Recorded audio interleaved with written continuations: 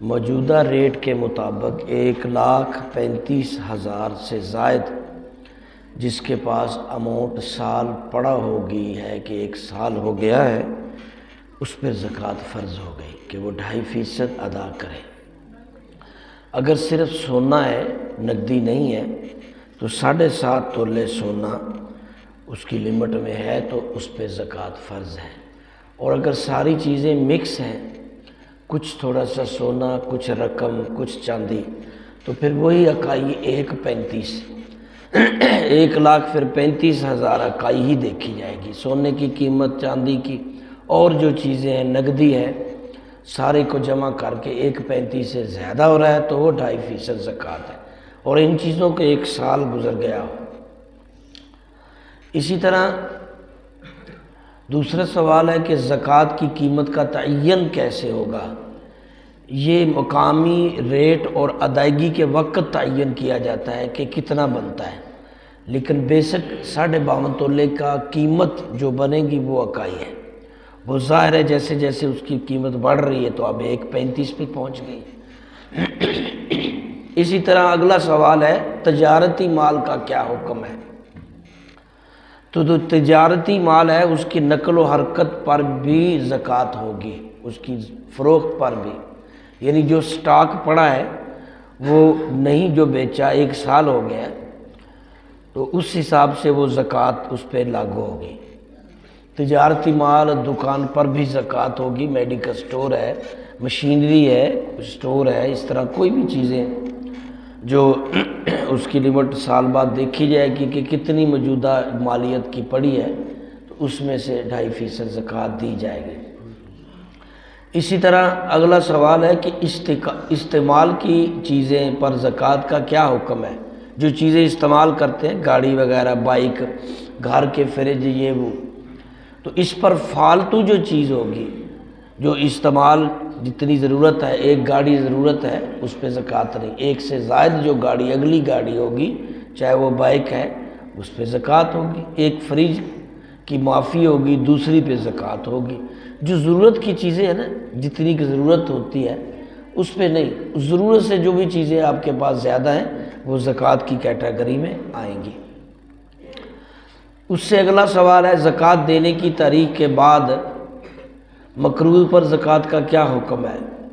زکوٰۃ دینے کی تاریخ کے بعد، یعنی سال بعد جو اپنا اس نے روٹین بنائی ہے کہ اس ماہ میں نے زکوٰۃ کا حساب لانا ہے، سال میں 1 ماہ تو اس نے منتخب کرنا ہے، کوئی بھی مہینہ آتا ہے اس میں وہ اندازہ لگائے کہ میری اب کتنی زکوٰۃ کی نوعیت بنتی ہے۔ تو قرض جو دینا ہوتا ہے وہ دے کر، قرض بہت ضروری ہے، قرض کی معافی نہیں ہے۔ حضور صلی اللہ علیہ وسلم نے مقروض کا جنازہ پڑھانے سے منع کر دیا کہ میں نے نہیں پڑھانا، اس کی طرف سے قرض حضرت علی نے ادا کیا تو جناب نے جنازہ پڑھایا۔ تو قرض دینا جو ہے نا یہ بہت سخت ہے، قبر میں عذاب ہوتا ہے، اس کی معافی نہیں ہے۔ اس لیے احتیاط کرو، بھوکے رہ لو، قرض نہ لو۔ تو قرض پہلے ادا کر کے باقی جو اماؤنٹ بچے گی چیزیں اس پہ زکوٰۃ ہوگی، پہلے قرض کی چیزیں نکالیں۔ اسی طرح جہیز کا سامان پر بھی اگلا سوال ہے کہ اس کی کیا ہے؟ تو جہیز کا بھی سامان جو بنایا اگر سال کے اندر اندر آپ نے وہ بچی کو دے کے رخصت کر دیا ہے تو پھر تو اگلے گھر گیا نا، آپ تو مستثنیٰ ہیں، لیکن آپ نے وہ سارا اکٹھا کر کے رکھا ہوا ہے اور اس کو سال ہو گیا آپ نے نہیں دیا تو پھر زکوٰۃ ہوگی، وہ آپ کے ذمے میں ہے کہ آپ کے پاس اتنی اماؤنٹ ہے کہ 10-20 لاکھ کے سامان لے کے رکھا ہوا ہے، وہ زکوٰۃ کی کیٹیگری میں آئے گا جب اس پہ سال ہو جائے گا۔ اسی طرح اگلا سوال ہے گزشتہ کئی سالوں کی قضا زکوٰۃ کا کیا حکم ہے؟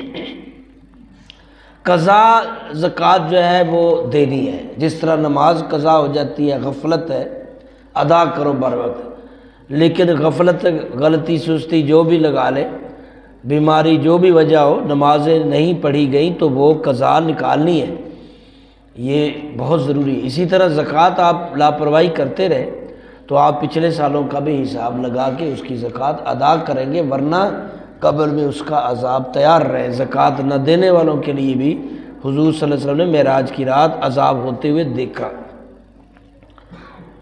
اسی طرح زیور کی زکوٰۃ اگلے سوال میں لکھا ہے بیوی ہے دے یا شوہر، تو شرعی اعتبار سے جو مالک ہے وہ دے گا۔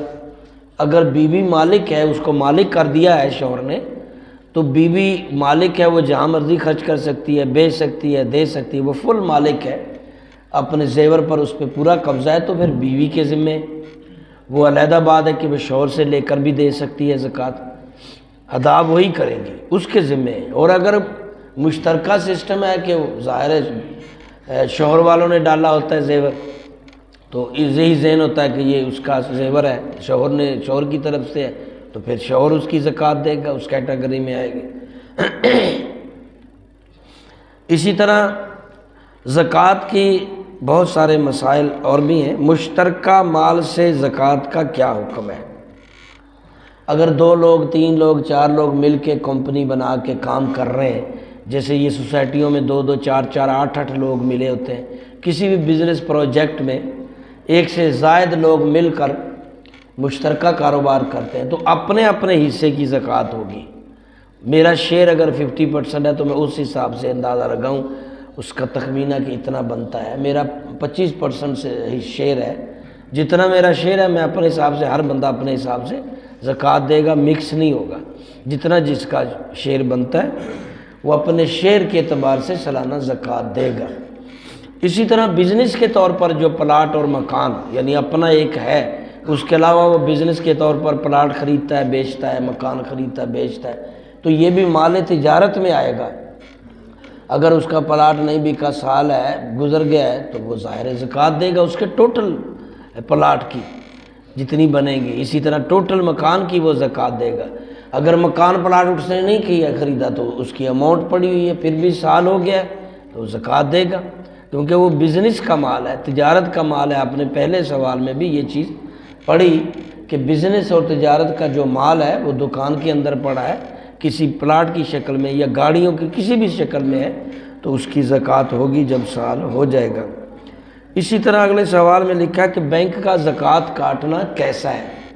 تو بینک کا زکوٰۃ کاٹنا خود سے درست نہیں ہے، وہ یہ خود اپنا جو مالک ہے وہ اپنی مرضی سے زکوٰۃ ادا کرتا ہے، جیسے اللہ نے نبی نے فرمایا کہ اپنے عزیزوں بہن بھائیوں میں زکوٰۃ دیں، اپنے رشتہ داروں قریبوں کو زکوٰۃ دیں، تو وہ اس چیز سے پھر وہ محروم ہو جاتا ہے، حالانکہ اس کا مال ہے، لیکن مال میں سے زکوٰۃ وہ اپنی مرضی سے نہیں دے پا رہا اپنے عزیزوں کو، یا جہاں وہ چاہتا ہے تو وہ اس کی مرضی ختم ہو جاتی، بینک استعمال کرتا، تو یہ جائز نہیں، نظام اسلامی نہیں ہے، بینکنگ میں بھی نظام اسلام نہیں ہے، سودی نظام ہے، تو اس لیے یہ مشکلات ہیں۔ تاہم اگر کوئی اماؤنٹ پڑی ہے، بینک نے زکوٰۃ کاٹ لی ہے، تو آپ کی ادا سمجھی جائے گی، اور اگر آپ کے اختیار میں ہے تو آپ اس میں سے اگر کوئی ایسا سسٹم بنتا ہے کہ لکھ دیں کہ زکوٰۃ میں نے خود لینی ہے اور ادا کرنی ہے، تو یہ بینک پابند ہونا چاہیے، مگر ایسا نہیں۔ تاہم بینک اگر کوئی زکوٰۃ دیتا ہے، اس کی طرف سے لیتا ہے، تو ادا ہو جائے گی۔ اسی طرح کے سوالات اور بہت زیادہ ہیں۔ ایک سوال جن میں یہ بھی ہے کہ مصارف زکوٰۃ کون لوگ ہیں، یعنی کن پر خرچ کی جائے۔ یہ تو سوالات تھے نا کہ زکوٰۃ کس کس پر کب کب ہوتی ہے، اب یہ کہ خرچ کس پہ کی جائے، یہ مختصر میں نے آپ کو یہ ساری باتیں بیان کی ہیں۔ قرآن مجید کی آیت ہے انما الصدقات للفقراء والمساکین والعاملین والمؤلفۃ قلوبہم وفی الرقاب والغارمین وفی سبیل اللہ وابن السبیل۔ یہ سارے وہ 8 لوگ قرآن نے اللہ نے بیان کیے ہیں، ان 8 لوگوں میں سے کچھ پر، ایک پر، سب پر آپ استعمال کر سکتے ہیں، زکوٰۃ دے سکتے ہیں۔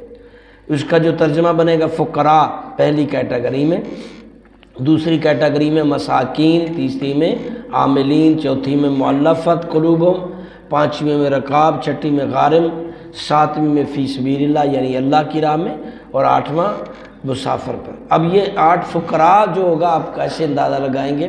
فقراء آج کے دور میں جس کا 40,000 سے کم انکم ہے، اس کی فیملی ہے، اس پہ زکوٰۃ لگتی ہے، آپ اس کو زکوٰۃ دے دیں، فطرانہ بھی لگتا ہے، آپ اس کو دے دیں۔ 40,000 سے ماہانہ انکم کم ہے، اس کی فیملی ہے، تو اس پہ زکوٰۃ لگ جاتی ہے۔ 40 سے ابو ہے تو پھر مشکل، یہ فقیر کے زمرے میں آئے گا۔ سفید پوش 40 سے کم انکم والے، مشکل سے گزر بسر ہونے والا، کرایہ میں رہنے والے، فیملی پر، تو یہ فقراء میں شامل ہوں گے۔ اس میں آپ نے دیکھنا یہ ہے کہ سب سے پہلے اپنے بہن بھائی عزیز قریب ترین، اس کے بعد جو نیک بندہ ہو، نمازی پرہیزگار ہو، امام صاحب بھی ہو سکتا ہے اور بھی جو مستحق ہو سکتے ہیں، وہ ترجیح ہے۔ دوسرا مساکین کا جو حکم ہے اس میں آپ بہت ساری چیزیں آئی، معذور ہیں، مساکین میں معذور لوگ آ سکتے ہیں، ہاتھ پاؤں نہیں ہیں، اندھا ہے، بیوہ ہو سکتی ہے جس کا کوئی کمانے والا نہیں، چھوٹے بچے یتیم بھی ہو سکتے ہیں، اسی طرح اور بھی کسی کو کام ہی نہیں مل رہا، بالکل بیکار ہے، بے روزگار ہے، ملتا ہی نہیں ہے، ڈھونڈتا ہے، مساکین میں آ سکتا ہے، لمبی فہرست ہے، جو بھی آپ اس وقت پوچھ سکتے ہیں۔ عاملین کی تیسری کیٹیگری میں ہوتا ہے جو اس شعبے میں ملازم ہو۔ اسی طرح چوتھی قسم ہے مؤلفۃ قلوب، کہتے ہیں کسی بھی غیر مسلم کو، مسلمان جب وہ ہوتا ہے تو اس کی فیملی چھوڑ دیتی ہے، تو آپ اپنے زکوٰۃ کے مال سے اس کی سپورٹ کریں تاکہ وہ پاؤں پہ کھڑا ہو جائے، وہ اپنا کچھ کما سکے، اس کو کچھ راشن لے دے، وہ تھوڑی دین میں آنے اس کی دل جوئی کرے۔ پانچویں میں رقاب کہتے ہیں جو غلام وغیرہ خریدے جاتے تھے، شکر نبی صلی اللہ علیہ وسلم آئے، ہمارا دین آیا تو غلامی سسٹم ختم کیے اسلام نے، ورنہ تو یہ سارے انگریز اور عرب و عجم غلام خریدتے تھے ہزاروں میں، تو غلام آزاد کرنے میں بھی۔